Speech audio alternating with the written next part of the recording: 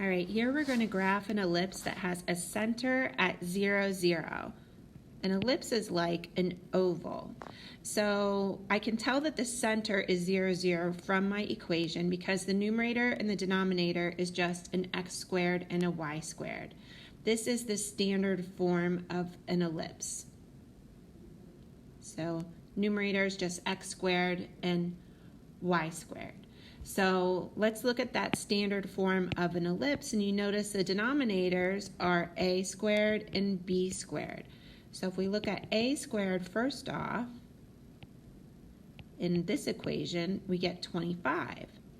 So that means a is either plus or minus 5.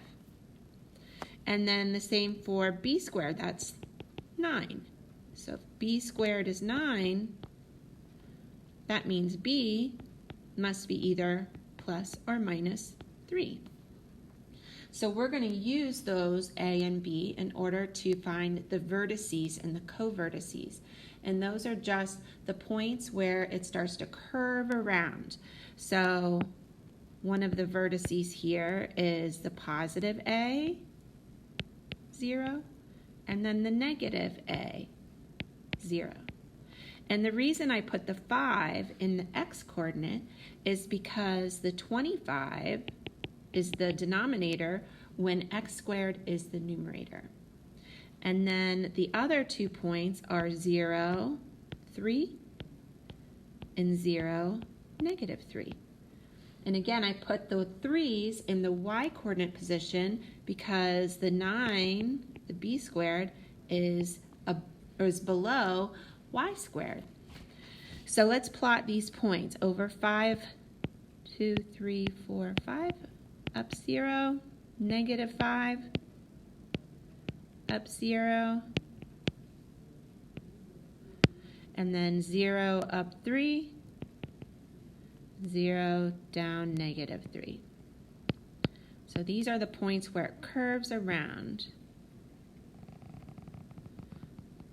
So the x-axis and the y-axis for an ellipse are referred to as the major axis and the minor axis.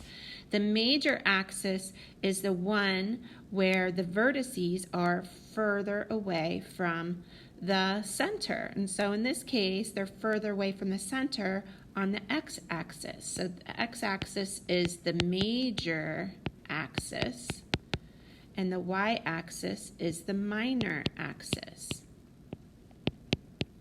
So we refer to these points as the vertices, and then these as the co-vertices on the minor axis. So it's important for us to know which axis is which when we are plotting our foci. So the foci are found by taking the square root of a squared, which is the 25, minus b squared. So when we do that, we get the square root of 16, which is positive or negative 4. So that means that the foci is 4 in the positive direction and 4 in the negative direction, 4 units away from the center. So the center is right here, and it's going in the direction of the major axis. So 1, 2, 3, 4. Here's a focus. We call one of them a focus. Both of them we call plural foci. And then here's the other focus. Now, the last thing is we can measure the eccentricity, which is how round is our ellipse? How much like a circle is our ellipse? And you might notice that eccentricity is very similar to the focus. That's just the numerator. So I'll just write the whole thing out. So 25 minus 9 square root. And then our denominator is 5. So when we simplify that, we get square root of 16 over 5, or 4/5. So it's pretty close to 1. That means it's pretty close to a circle. It's pretty round. This would be the measure of eccentricity.